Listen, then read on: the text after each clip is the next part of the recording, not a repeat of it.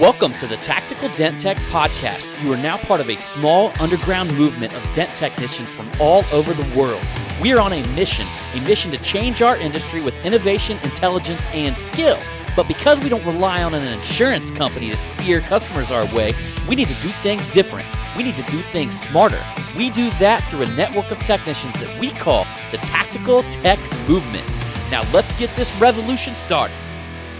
Hey, what's happening, everybody? John Hiley here with Angela Hiley in the Tactical Dent Tech Podcast.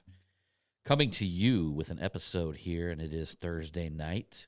And as usual, I just drop them whenever we're done with a podcast. I just upload it. So I don't know if you guys are catching it in the morning. I wouldn't assume anybody would be up late at night. Happen to get a notification, and you never know. Never know. Never say never. So we got Lucas Kaiser out there. I see his Instagrams. Oh. He could definitely be hanging out, partying, doing something. Yeah. So what is happening, everybody? Appreciate you guys coming along with another episode. And as usual, we just get in here and we fucking talk. Like, we don't. No, I've been trying to get John in here, and he's like, it's just not the right time. I got to be feeling it. I already told everybody tonight's not the right time. No, I don't want to do one tonight. And then that day goes by. Like we didn't. I'm like, hey, let's go over to the shop and do another podcast. Like, I'm just saying, we didn't do one last week, and I've been straight up with everybody. If I'm not fucking feeling like it, I don't fucking do it. Yeah, but I want to do it. Well, you know what, though? I could put you on here. I could just be quiet and you go. No, go. Come on. That's not how it works. Nope. Go ahead. No, that's not how it works. Come on, let's roll the podcast out. Let's go. Stop. I don't like it when you put me on the spot. Come on. No, I need to take this drink of water. You say something. Yeah, so My throat's a little you dry. guys see about how far that was going to go. But yeah. That being said, a lot of stuff going on now. What we're seeing as far as dent removal, the retail business is picking up quite a bit. Kind of interesting. I know a lot of you guys out there jumped on my website deal that I shot out about a week ago. So I've been busy as fuck. I've been coordinating all the website builds that we've had. Launching a lot of people, getting a lot of guys out there that wanted to, there's a lot of folks out there that didn't have a website, or they had one that just looked like shit. It was janky. And so I've been busy taking care of all that kind of stuff. And then, many of you guys know that we launched HailAds.com, and every other day we're onboarding a new client over there.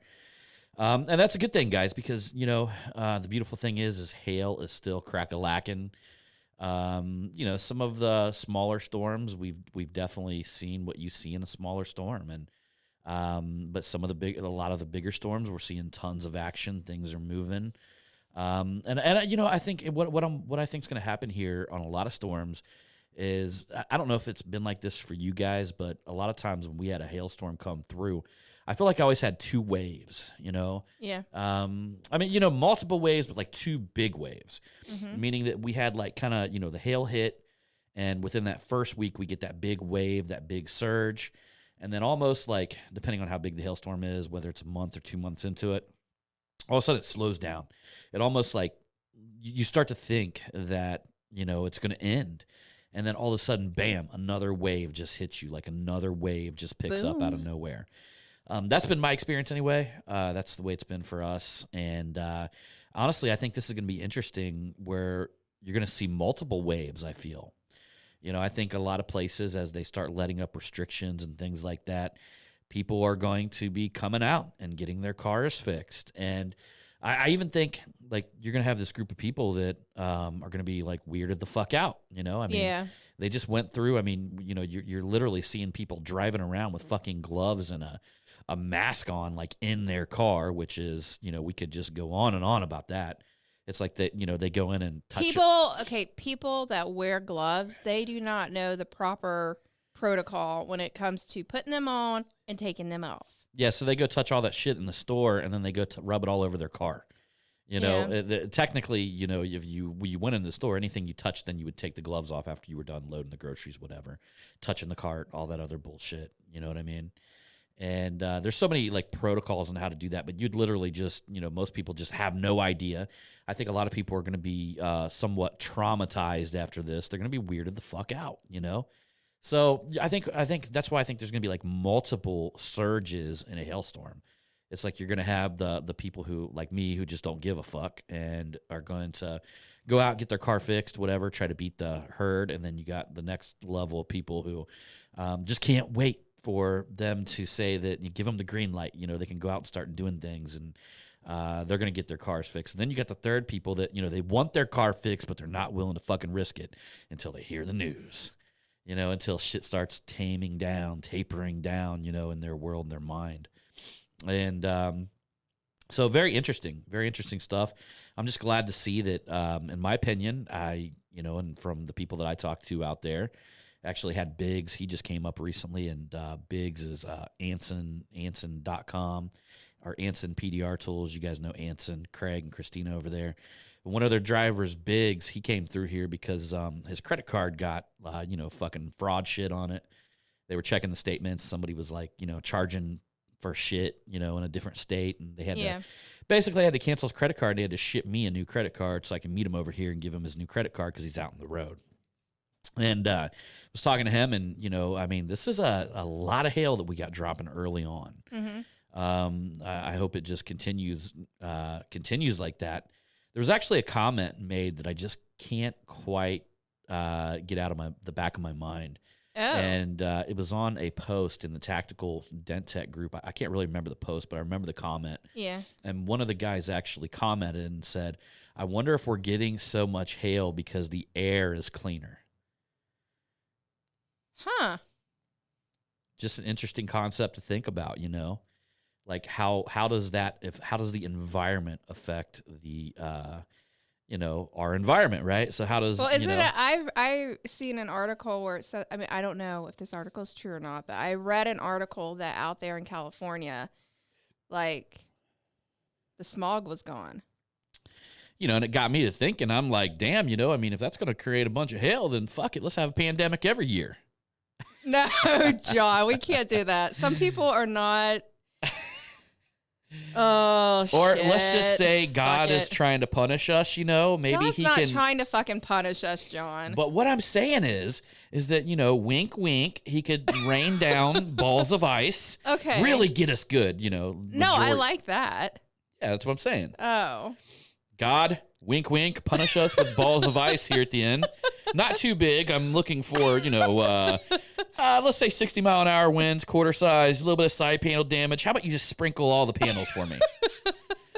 Definitely get one side. Don't go as far as the rocker panels. Keep it above a certain line. Try to avoid body lines. Stay out of under, you know, do not do it under braces, which would be impossible. You never know. Never say never.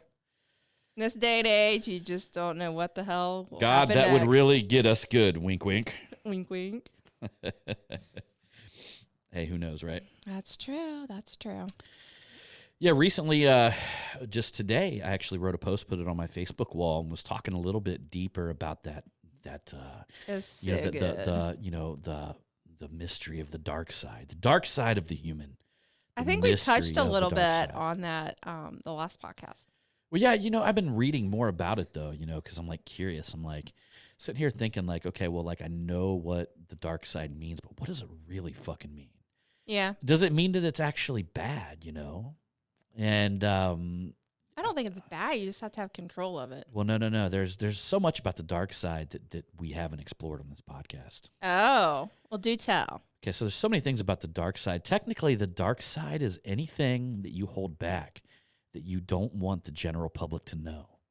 I mean, do you remember like having a really good friend growing up, and you guys could just fucking tell each other all the bullshit, like anything that went through your head? Yeah. You guys could laugh about it, and, you know, nobody gave a fuck. There was no judgment there, right? Yeah. But when you got around other people, you just tame that shit down, you know, and you're that's literally you suppressing your dark side, because just because of the nature of you not wanting to put it out there is you accepting that people declare whatever you're feeling at that moment to be bad. Oh, my thing totally would be like, man, I don't know if I can really trust you to like tell you this or not. Right. You know what I'm saying? Sure, but but if there's a level of distrust, it's that you almost feel that it's bad. It's your hidden. They talk about like when you're born bad. Like as a child, you're born fucking bad. And meaning that you're just born who you are. People teach you how to be good. So conformity. Yeah, well, yeah, and think about this. What would the dark side be? I was thinking about this earlier, right? If you want to compare the dark side of a child that was raised in a family that was in the Hells Angels biker gang. I gotta turn the heat down. It's getting too warm in here. Okay, go ahead. So literally, we're talking about if you compare a kid that was raised in the Hells Angels biker gang, right? Parents loved him, he was raised in the biker gang. He was raised with certain, codes of honor. He was raised with the way they think, the way that they do things, right? He was raised to be loyal. He was raised to not be a snitch, right? To not be a snitch.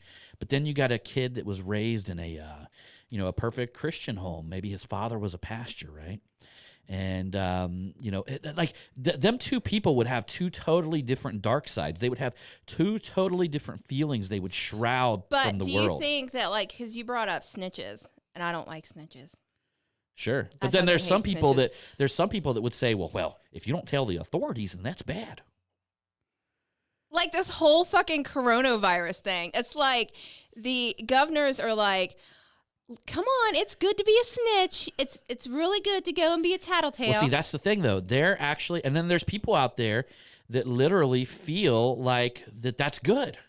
And but then there's people not. out there that feel that it's bad, right? It's not. You should really just look the other way. In all honesty. Well, that's your belief, though. That's your belief. So your dark side would be like if you wanted to go tell on somebody, right? But I wouldn't do that, though. That was like in our neighborhood, one of our neighbors had some family members come over, and they were all sitting outside. It was a beautiful day in Ohio. They were all sitting outside in the driveway, in some lawn chairs, sitting there socializing, just catching up. Now, I could have been a fucking weirdo and called the popos on them and been like reporting them. And I'm like, no, they're out there enjoying themselves. They're not doing any harm. They're not hurting anybody. You just look the other way. You look the other way. When we was kids and we found out that somebody snitched on us, you know what we would do? You go and beat the living shit out of them. Yeah, we would wait there and beat the shit out of them. Because snitches are bitches. And they get stitches. But see, that was like a code of conduct in my neighborhood. You know what I mean? That's how it should be, though. In fact, that was like a code of conduct amongst all my friends. It was like the worst thing that you would ever want to be fucking called is a snitch. Yeah. Because once you're labeled as a snitch, there was no going back from that. No. You got that scarlet letter on you. Yeah, and the people that I rolled with back then, they basically just. Yeah, once you're a snitch, that shit would get around town, and everybody in that fucking town be waiting their turn to kick your ass. Yeah, and then you're pretty much outcast. Do you know what I'm saying? Oh, yeah, you're outcast. It's just like you have to take responsibility just for yourself. As long as somebody is not getting physically hurt, do you know what I'm saying? Like something really bad's going on, then you should not be snitching or calling the police on something that is just a bunch of fucking nonsense. So this whole coronavirus with the governors or whatever turning people saying it's okay to be a tattletale or being a snitch, that's a bunch of fucking bullshit. Well, our governor, he looks like a snitch. He probably is a fucking snitch. Mr. D. Weenie. He looks like he's a Republican governor, but I can't help but look at him and want to punch him in his face. Oh, have you guys ever had somebody that you just looked at? Just look at Mike DeWine and you just wanted to grab him and punch him in the face. And this is even before, to be honest with you, I hate to say it, and I'm going to say it. Go ahead. But I pay so little attention to this shit that I really didn't even know who the fuck he was until this whole coronavirus shit came along. Yeah. And if I did, it may have been vaguely. It may have been because I happened to walk into a rest stop and glance at the board. But I'm the kind of person, I'm so selective with shit that I'll actually absorb. So Yeah. I could stand there and probably at one point look at Mike DeWine, look them in the face, probably wanted to punch him in the face back then, just because of the way that he looks. I think he's But- he's a little guy too. He's not very tall, so he probably has little man syndrome Well, too. see, I'd probably feel bad then if he was a little guy, but I still I think he is a little I wouldn't guy. punch him in the face, but something about his face makes me want to punch it. I think he's only like as tall as me. He might be a little bit taller than me. He's not very tall at all. He's a little guy. He just got one of them heads that just Oh, dear it God. looks at you, and you say, "God, I just want to fucking punch you." Like literally, if you stuck his head on top of like a, you know how they have like martial arts studios, they got them Yeah. rubber man, whatever, like things that you can beat up, punch on. Yeah. They should like put his head on top of one of them. Yeah. Like you would literally come in and take all your aggression out on it every day. You would just look at it and be That like, is true. "Fuck you, I think a motherfucker." lot. Yeah, I think a lot of people here in Ohio feel that way about this man. Well, you know, I think a lot of people in Ohio are tired. I mean, there's the mixture, you know. It's like you got these folks that are completely on the opposite side. I understand where everybody's coming from. That's Yeah. the interesting thing, because that's the reason I haven't really got in the whole debate. I have my own personal beliefs, but my personal beliefs could be bullshit. And I totally am okay with that, right? Yeah. Like I have my own at the deepest core of it, I don't give a fuck. Yeah. Like we talked about this in the previous podcast. I just refuse to let the fear sink in between my ears. I think my biggest thing with this whole thing is as myself, I do not like it when somebody feels that they have some type of authority over me That pisses me and off they're too. giving me restrictions of something that I can and cannot do. I have felt that rage. And, So and it's that's shit where that's how I Yeah. feel about this whole thing. Like it really pisses me off. I mean, it really does. and it's like shit that I don't give a fuck about, that I don't even care. It's like, I'm like, what? They said they're not going to open up a med spa? Those fucking bastards. Well, I know a lot of hairdressers and stuff like that own their salons, and you know, my barber is the underground motherfucker. I know, but the thing is that they probably would have done stuff, and people look the other But way. they're all snitching each other out. But there's a lot of hairdressers that will. My hairdresser told me this, that are going and snitching people out. So it's like, you know. See, I can't do it. You know, there's some people that can morally do that. Like, I just don't, I can't do it. Like, even if it was some sort of competitor or competition, Yeah. because it's just ingrained in my personal belief at such a deep level Yeah. that, you know, that's a moral code that you don't break. Yeah. Unless they're doing something like I said, something doing really bad. Like if they're hurting another person and you've seen it, of course, you're probably going to run over there and intervene and then be calling, 911 at the same time. I have been wanting to do a citizen's arrest. I wanted to do one of those for a long time. And I've told you about this. A citizen's arrest just sounds like shit. something like amazing to participate in. Yeah, I guess it would. Yeah. It's like, I'm doing a citizen's arrest. Everybody down on the ground. You just get to be like a cop for one day, you know? That is true. That's true. That is true. On the other hand, though, I am kind of annoyed because, Jonathan is a senior this year. So, his last day of school is May 20th. And he doesn't really care about graduation. He was kind of bummed about not going to senior prom, which I completely understand. But I'm more bummed about the whole graduation because I'm like, I put a good full dedicated 12 years when he got into school, and it was like highs and lows with his teachers. And there was some that I about got into physical altercation with. But, I was looking really forward to seeing him walk across that stage and get his damn diploma. And the fucking governor took that away. Like, that pisses me off. Like, that really pisses me off. So I would have enjoyed that if I was a kid, if I would have just got my diploma. And not to mention, on top of that, they basically said that you don't have to fucking even pass. Oh, yeah, they You were know, going to be graduating, you're graduating all regardless, seniors. Yeah. which would have been great for me because I didn't graduate anyway.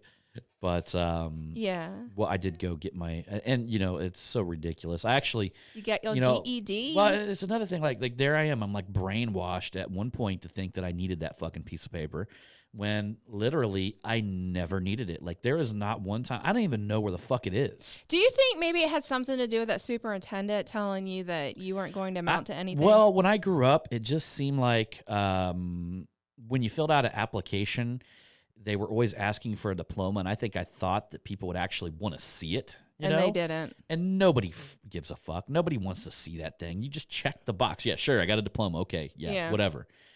And, the truth of the matter is, as an employer, the type of jobs, I guess, back then that I was applying for, I mean, they really didn't require a diploma, No, in all honesty, it wasn't long after that I started doing this. I mean, yeah.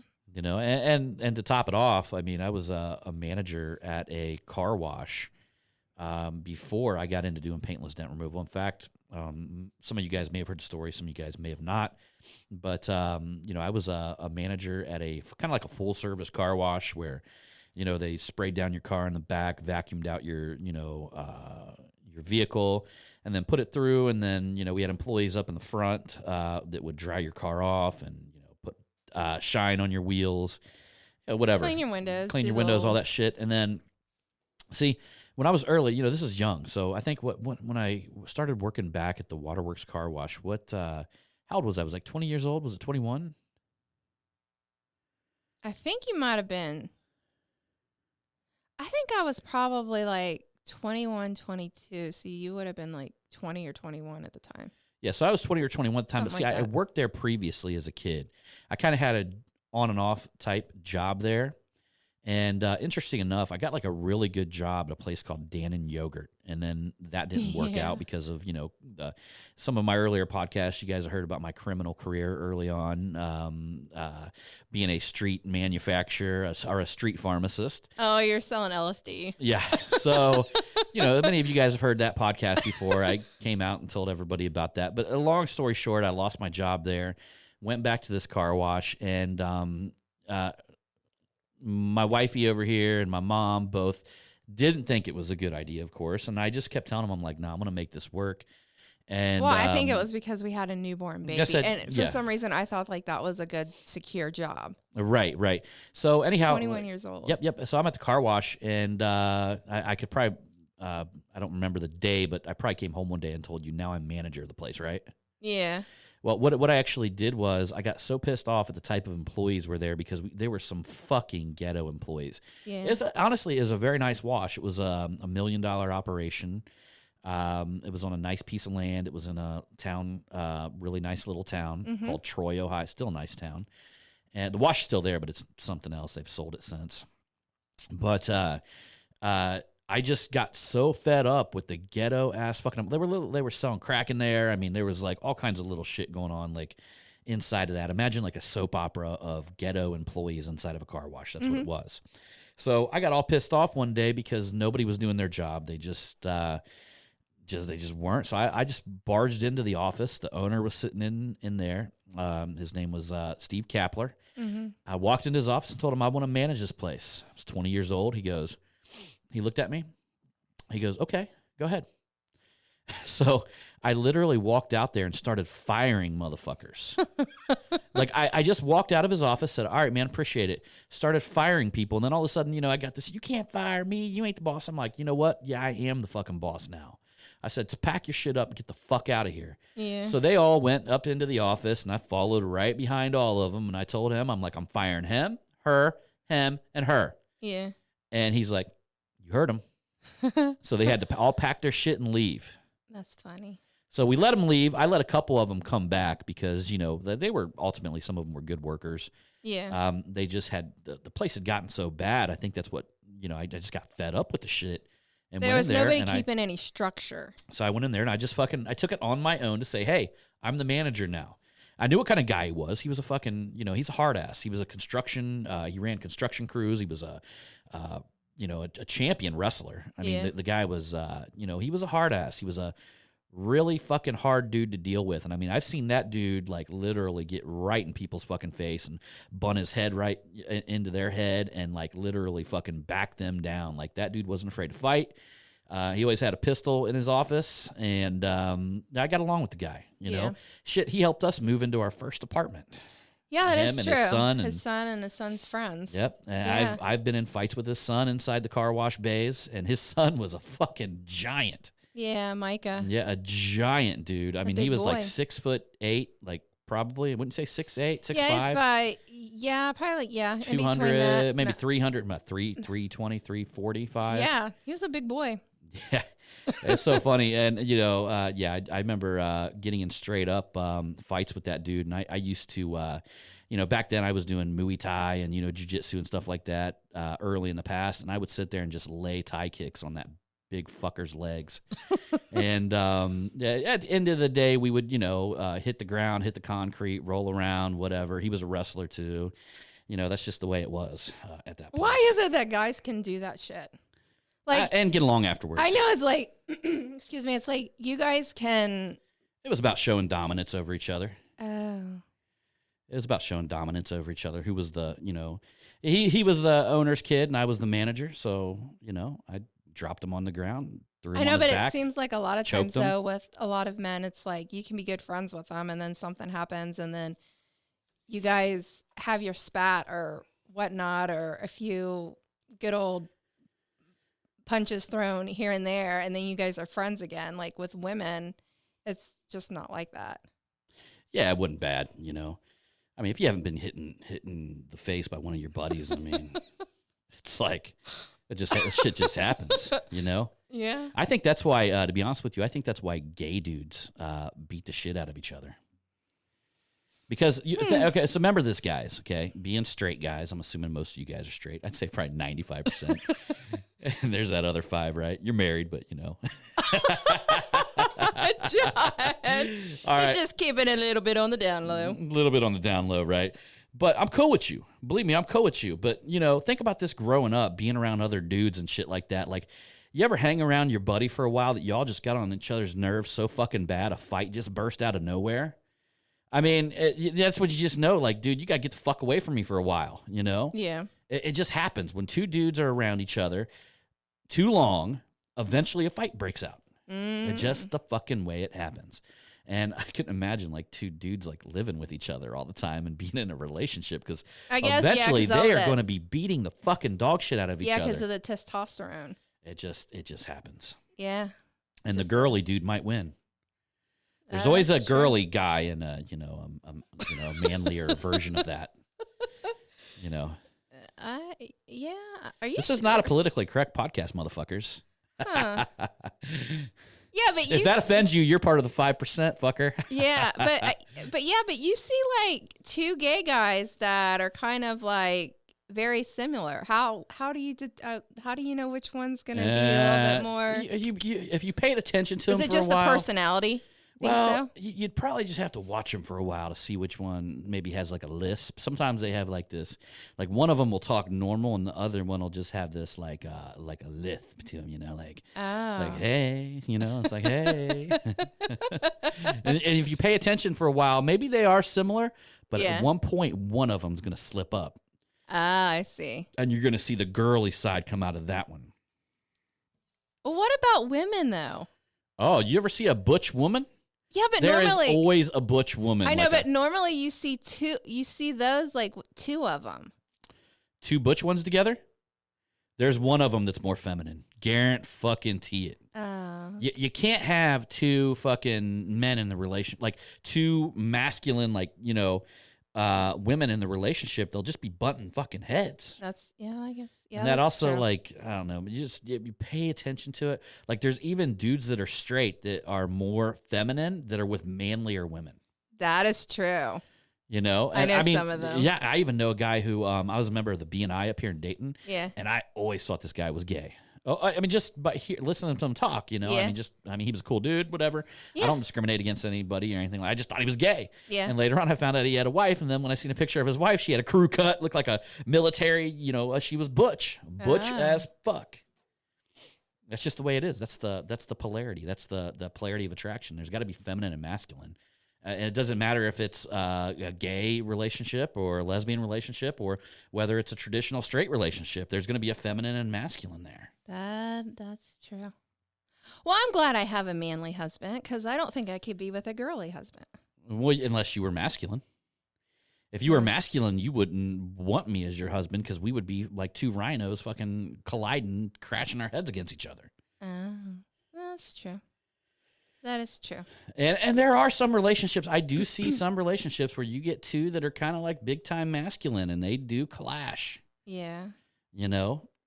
I think the ones that'll never last is if they're both real feminine. Because what'll happen is they'll just continue to hurt each other's feelings over and over again until eventually, it gets spiteful and it gets, down into the nitty gritty where, the other person's always thinking like, well, what she said to me the other day. Here's what I'm going to say to her. This is really going to hurt her feelings. And then the girl's going, well, I'm going to make sure I say this and this is going to hurt his feelings and this and that. And, and it just gets so feminine where everything is this, it becomes this contemplation of, one person women, look, I'm just going to be honest with it. A feminine woman, they're going to bitch a lot. Mm-hmm. You know what I mean? And bitch a lot about this and that and all this kind of stuff. And if the man can't handle that shit, if the man can't just like blow it off, then, next thing you know, the man's going to start like bitching back, right? Yeah. Well, then what did I just say? He started bitching back. He becomes a bitch. Yeah. And then all of a sudden, they're going back and forth. I mean, think about it, guys. Any dude who you've ever met that's divorced, mm-hmm. any man that you've ever met divorced, what do you see this picture of? You see this guy sitting at a bar, and when you start talking to him, he starts telling you how bad his wife treated him and some of the things she said to him, and maybe she wasn't having sex with him. Yeah. And, he's just bitching and complaining like a fucking bitch. Yeah. And what happened was he got feminized. He may have been masculine to begin with. So he may have been masculine in that relationship to begin with. Yeah. But what happens, we're so confused in society right now, where, a man doesn't know if they're a man, a woman doesn't know if they're a woman, right? And the society is so confused that it's easy to get lost and lose, yourself in a relationship. That's true. You got to know thyself, y'all. And that's part of the whole thing about the dark side, going full circle with the dark side. Like, look, man, any of y'all want to sit here and tell me you ain't got no fucking dark side, you're fucking lying.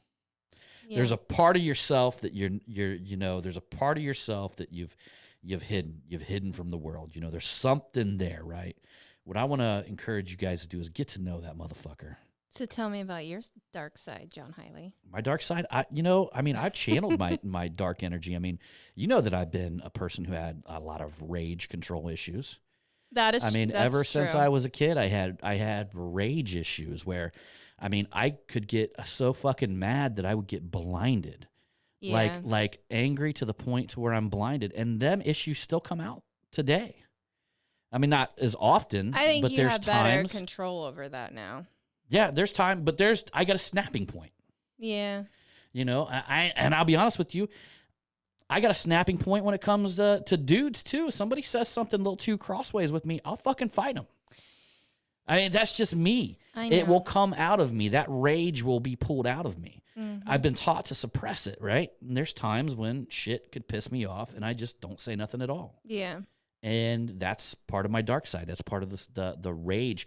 I've learned over time to take that rage, that anger that's built up inside of me and channel it into focus. Mm-hmm. What a lot of you guys see out there, the things that I do in business, a lot of it's that channeled focus, that rage inside of me, that energy inside of me that's like bubbling and boiling and just ready to go out and be a certified fucking killer. Yeah.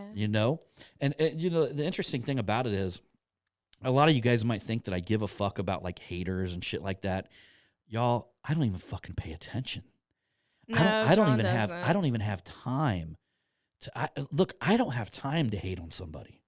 You're in your own little world. You're in your own world. Yeah, I don't have time. Look, guys, the way I do business, you're never going to see me do business on the defense.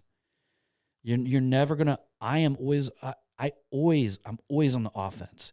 And one of the reasons why I've told you guys about this, and I think one of the biggest mistakes people make, and I tell people this all the time, is that they start following their competitors around and they start watching what they do and then they start trying to like emulate them. Yeah. Well, that may be good for some competitors, but somebody like me who is already thinking like I've got a year worth of plans down the road. Yeah. If you copy what I do today, you become a fucking my exhaust. You're the fumes coming out of my car because my destination is over here and you don't even know what the fuck that is. Yeah. I think in that book, Relentless, he was saying one thing about cleaners. And I even think Jen talks about it too, how to be a badass, is that when there is certain situations that happen, like something that's chaotic, like let's take this, like the coronavirus, right? Yeah. Like when something like this happens, like you're going to have people, they're either going to like freak out. Obviously, fear is going to overcome them and they're just going to kind of crumble. Or you have people that are like, they come up with different ideas. They start doing things to where they're still bringing in income to provide for their family. Like they're out there fucking hustling. And I was like, it was either Tim Grover or Jen said something and it just like the light bulb went off and I was like, this is what John's doing. Like when I was talking to my dad's always like, so how's John doing? I'm like, John's doing fucking awesome. I'm like, you know, he excels, like he ignites when shit like this happens. And the only reason why I'm talking about John is because I don't know many people that, you know, are like you or that can actually do something like this. And it's something and for me to be John's wife, like I can just take a step back and like look at what he's doing. And I'm like, this is so fucking awesome because not only is he doing what he does because this is how he is, our son Jonathan sees this. You know, our son Jonathan sees what's going on in this world, but he sees his dad, you know, buckling down, not crumbling or crushing under pressure, and he's just out there like doing his shit. It's because I don't give a fuck what happens. I could make it in any environment. Environment. I don't give a fuck if I got to live off the land. I'm going to thrive. You know what I mean? And I'm going to take it as a blessing, not a curse. Mm-hmm. And to top it off, guys, there's two things pressure can do. I mean, pressure can burst pipes, but concentrated pressure can cut fucking steel. Yeah. You know what I mean? Concentrated pressure. If you can learn how to, you know, a lot of people, you know, ask me, you know, I actually have people messaging me and shit like that about my book and, you know, mailing the check to the Clinton Foundation and all this kind of stuff, you know. What was I worried about it? I'm like, here's what you guys don't realize. I wanted that pressure. Mm-hmm. Like I wanted to put pressure on myself, so I fucking perform. Like I perform better under pressure. Yes, you do. You guys got to learn how to do that. You got to learn how to put that pressure on yourself. And it's good for you. It's good for your mind. It's good for your heart. It's good for your soul. It's like the thing that happens in complacency, you know, where you're worried about too much pressure, you're worried about too much stress, you decay because you're not growing. You only grow outside of your comfort zone. Exactly. Okay? Your comfort zone, they call it outside of your comfort zone because it's fucking uncomfortable. It's uncomfortable because you have pressure, because you have stress, because you're putting things on the fucking line. You're putting your dick on the chopping block, you know? And guess what? When your dick's on the chopping block, you'll perform. I'm going to give you an example, okay? So some of my coaching clients, I had a guy one time tell me that he couldn't figure this one fucking problem out, right? Yeah. And, you know, to me, it just seemed like it was a simple problem. He was just telling me he was so perplexed over this one thing. And I asked him, I was like, let me ask you something, man. I said, what if I had a fucking gun to your head right now? Seriously. I said, I want you to think about this. If I pulled out a fucking gun, a pistol, stuck it right to the back of your head and said, motherfucker, you figure this out or I'm going to shoot you. Yeah. How long would it take you to figure it out? No time at all, man. No damn time at all. Because guess what? Now you don't have any excuses to hide from. Mm-hmm. And, you know, and that's another thing, man. I've dealt with some shit over the last few weeks, guys. Like, I fired a client, you know, and I love the guy. I actually love the dude. And I fucking had to fire a client because, I'm just going to say this quite frankly, because his mindset was going to a very, very scarce place. He thought that I was going to be his Dr. Phil and coddle him through a situation. And that's another thing Jen said in her book, which I absolutely loved. She said, make your brain your bitch. And guess what? I tell people the way I look at it like this, look, guys, if I don't like your energy, I won't work with you. Period. There's no amount of fucking money you can pay me. If you contact me and you want me to do some work for you, we talk, whatever, we get along, right? And I don't like your energy, I won't work with you. I won't take your money. I don't fucking want it. And there's not any amount of money. There's been people that try to get me to coach them that offered to pay me X amount of dollars. I will not fucking work with somebody. If I feel that being in association with you, that your energy is going to come off and is going to affect me in a negative way, there's no fucking price that I can put on that. Okay? Because I'm very protective about the type of energy. I want fucking killers in my life. Yeah. I want people that wake up just like me, wash their fucking balls with ice water. and I don't want people in my life that crumble under fucking little pussy I won't work with pussies. There's been said. You're being a fucking pussy, I will not fucking work with you. Now fuck that. You know what I'm saying? Buckle the fuck up. Get up. Look, man, I've been through all kinds of shit. The last thing I could ever person I'll ever work with is a fucking whiny dude. You're a fucking whiny dude. Get the fuck out of my face. Go talk to Jesus.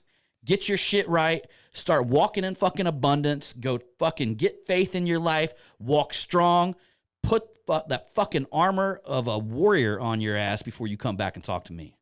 Because that's the type of fucking people I demand around me. Yeah, okay? It's just basically working on yourself, especially your mental state and stuff like that. You know, you have to have control over that stuff. And to be honest with you, as a coach, I'm not no Dr. Phil. I'm shove my fucking foot up your ass. Okay? That's what you guys got to understand. Now, I'm cool with the people that, look, man, don't get me wrong. I'm not a dick to anybody, and I'm cool with people that perform. But people come at me with that scarcity mind loser bullshit. I'm going to call it for what it is. Yeah, you got to do that. You got to be honest. You know? And to be honest with you, if somebody's in that mindset, the best thing you can do is shove them into a corner where they've got to fight their own way out. Exactly. They got to work on Because themselves. if they don't fight their own way out, they're going to be using you or anybody else or any other situation as a fucking crutch. Yeah, and then basically what they're doing is they are sucking they're sucking your joy, they're sucking your energy, all your good energy, they're just sucking it out of you, and that's not healthy whatsoever. Yeah, and what's my rule in life, honey? What happens if I wake up in the middle of the night? If you wake up in the middle of the night and when John told me this, I was like, yeah, maybe this is just not a good idea. Because, like, you never wake up in the middle of the night. If I wake up in the middle of the night and your fucking name crosses my mind, I'm not working with you anymore. Yeah. You know? And it's nothing personal at all. Nope. It's nothing personal at all. It's just, like, you have to build healthy boundaries for yourself. And you have to say what you can and cannot do. And if somebody doesn't put the work in on themselves, like deal with whatever issues they have going on, scarcity, to me, that's the scariest thing, is when people start walking in scarcity. Yeah. That whole mindset, it literally, if you're around somebody that is thinking, there's not enough, scarcity, I'm going to die. It's a fear of poverty is what it comes down to. It's literally a fear of poverty, which stems from like a fear of death. If somebody is stuck in that mindset, I'm telling you guys, if you're spending a lot of time around somebody that's in that mindset, you get the fuck away from them. Yeah. Get the fuck away from them. It's not worth it. Or until at least you they put that walk. They distance yourself from them and let them put the work that they need to put the work on themselves, and then maybe come back and see where it's at. You know what I'm saying? Well, a lot of times, down the road. A lot of times, once you give them the old, proverbial punch in the face, they never come back at you like that. It's another thing. True. You got to teach people how to treat you. And to be honest with you, if I would work with anybody regardless of the way that they make me felt, and then I would be working in a place of scarcity. Yeah, that is I true. literally, I'm just like, working with a dude. I'm like, okay, well, dude, I don't fucking need your money. Here, bam, refund, bye. Yeah. That's true. That is true, John Hiley. It is true. It's very, very true. So we're having a great podcast tonight, I think. Hey, can we talk a little bit about, because we were talking about this morning, remember? Confidence versus cockiness. Oh, yeah. We can talk a little bit about that. Yeah, because I really liked, in the book Relentless, Tim Grover talks about that, confidence versus cockiness. It's all good being confident, stuff like that, but if you're fucking cocky... Cocky, but it's because cocky comes from a place of insecurity. Mm-hmm. That means that, see, there's a difference between calm confidence. Calm confidence in general, just, it radiates from you. It's a place of it's strength. It's not too big, okay? Yeah. It's not something that you've got to put in people's faces. It's not something you got to let some guy across the room know that you have, okay? Confidence is something that you walk in, that radiates from you, okay? Calm confidence, all right? Cockiness, on the other hand, it's an insecurity because you've got to let everybody know. You know, it's just like it's an overextension. It's like, you know, how do we want to call it? It's like literally inferiority complex. Like it's an overextension of confidence to let everybody know that you have it. So it's insecurity. It's literally an insecurity. It's because, like, okay, if I'm not cocky, if I don't let people know that I'm big, that I'm this guy, or, you know, if I'm not really, you know, showing my persona, I'm not showing them who I am, right? So if I'm not being like this, then nobody's going to think that I'm like this. So then what ultimately they'll know what I already know. Mm-hmm. And what I already know is that I'm not valuable enough to act this way. Is cockiness kind of like putting themselves on display? It's just an overextension of your personality. It's like you overextending an emotion to show people, like, you know, to try to make people believe you're a certain way. Oh. When you're really not. You know what I mean? I get it's you. like literally it's an overcompensation for something inside your personality that doesn't believe your own shit. Confidence believes your own shit. Like when, you know, you're a bodybuilder, right? And you're fucking muscular. You walk in and you have confidence, right? Yeah. At least in your muscles, right? Yeah. You know, you got confidence at least in your muscles, right?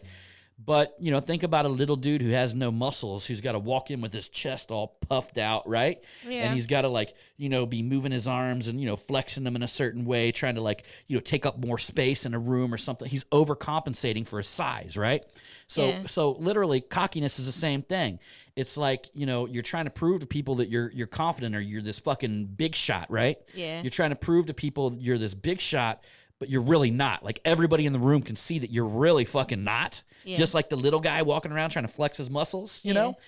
But you look at it and that guy is trying to feel a certain way. It's literally, it's to compensate for, I think what would be considered like an inferior, you know, you're inferior. You feel like you're inferior.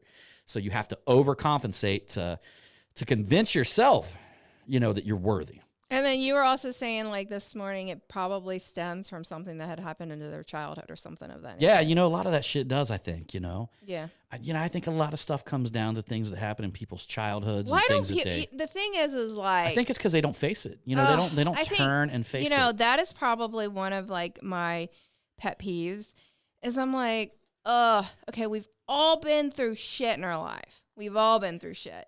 We all have stories. You know, some of us has had a hand that's been dealt to us that has not been good. Some people might have had a hand dealt to them that's been better. You know, like my dad was telling me, like, okay, so his sister Joanne, she's like my aunt, so she's like in her late 70s, you know, almost getting ready to turn 80. And this woman is still fixated on I was in school and the nuns were so bad to me and told me that I would never amount to anything. I was never going to do anything with myself. So she dropped out of high school and she became a hairdresser. Now, she has other brothers and a younger sister.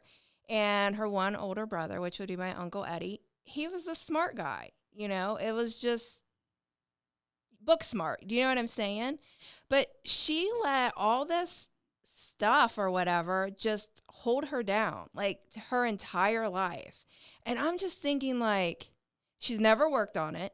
If you bring up a thing of like, hey, why don't you go and talk to somebody? Why don't you go and do this or do that? Maybe it might help. Oh, no. She throws a fit, gets pissed off, starts yelling at you.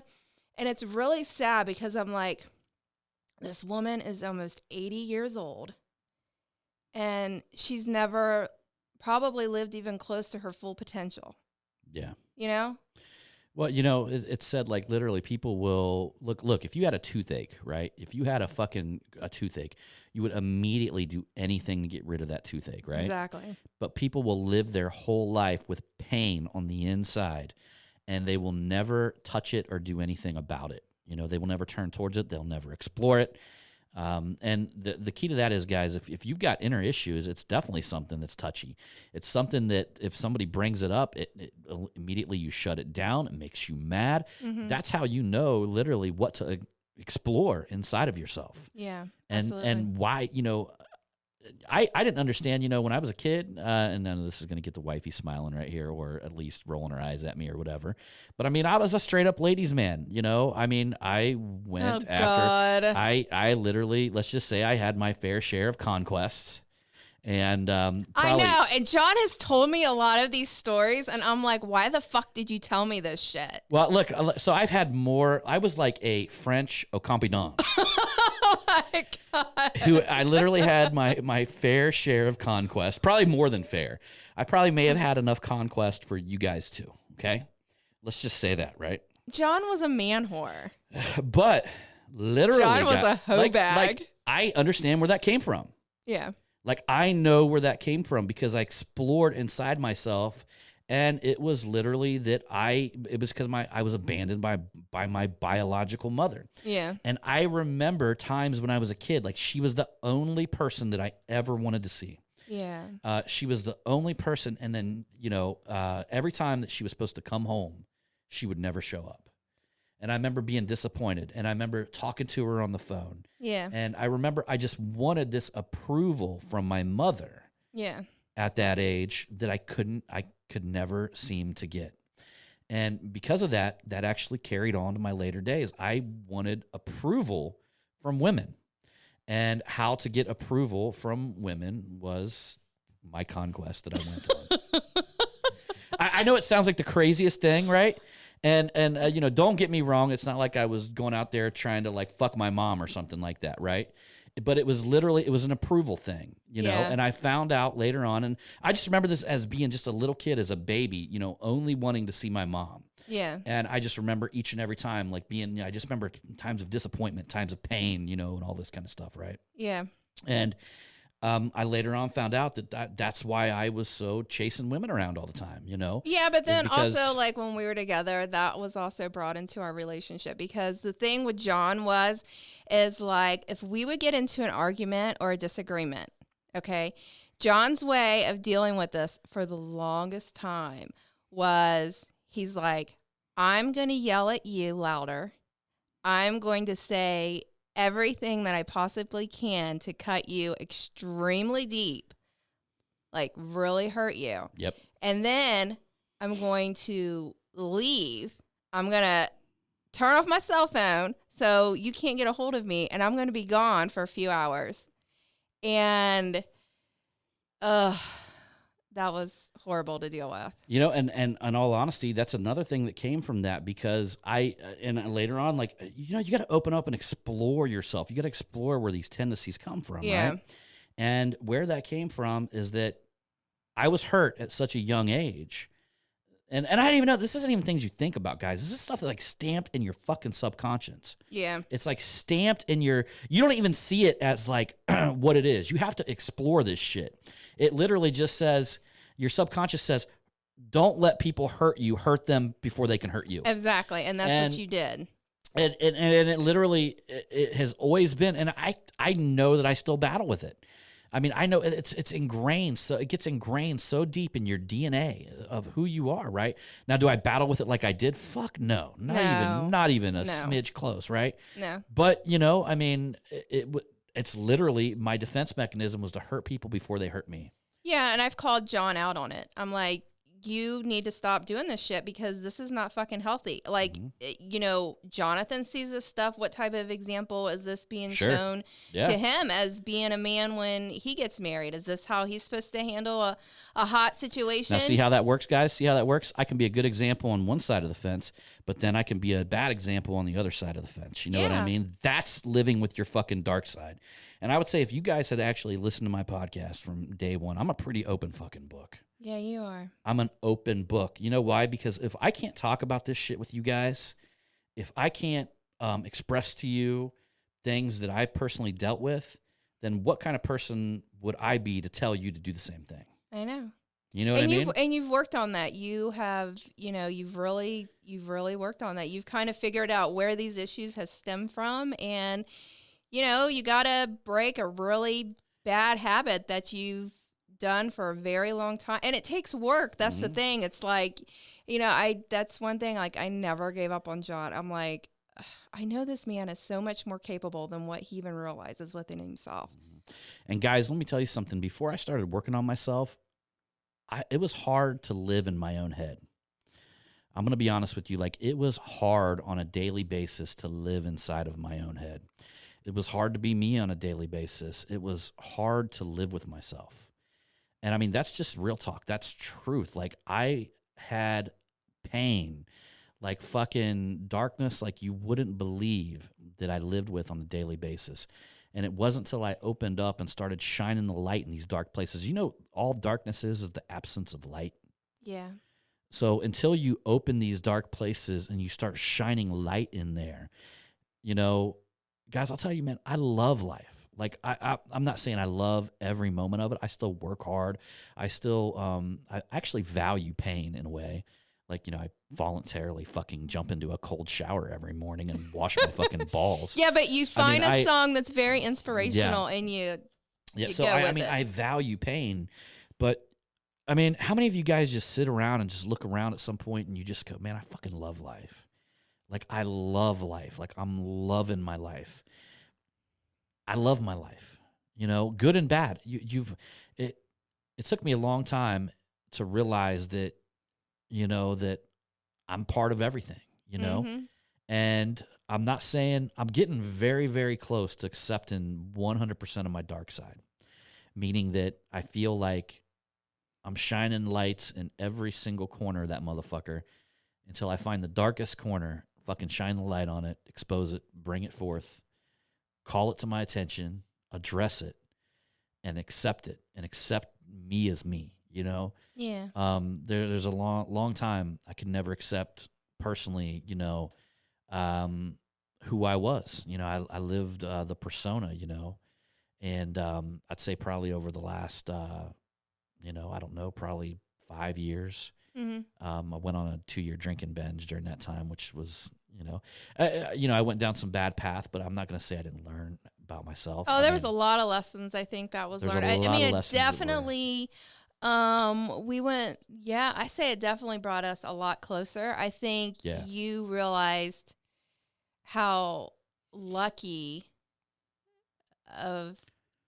you had a really good family, Yeah, and ultimately I just realized that that's like, my one thing. That's my fucking the kryptonite, that's the one thing my entire life that I've, anytime I've ever been, anytime shit's went downhill, it's always been when I'm drinking. And to be honest with you, like, I honestly look back at it, and as much as, I was drinking and doing things, I can't believe what I fucking achieved during that time. I mean, I achieved some amazing shit. I stood up, I spoke on stage among, people that are national speakers and, on marketing, and I achieved, but on big podcasts, and achieved a bunch of mega media events where, we brought our A game at every fucking event, and somehow I minced it in and lived with it. Yeah, but I think what it was is, like, as the time went on, and I've said this before, like, your sparkle was starting to dim out. Well, there's a point where... And I don't know if a lot of other people noticed it. I mean, I noticed it. Of course, when all this stuff was going on, I was more... I guess I've always just been the type where you just put a smile on your face and you just... you're not one to let a lot of people in. You're wanting to figure it out, Yeah. On a personal level. But internally, myself, I learned a lot about myself during that time. Yeah, I learned a lot about myself too. I learned, one of the big things I learned is that, man, you guys could literally call me Teflon John now because, like, nothing fucking sticks to me.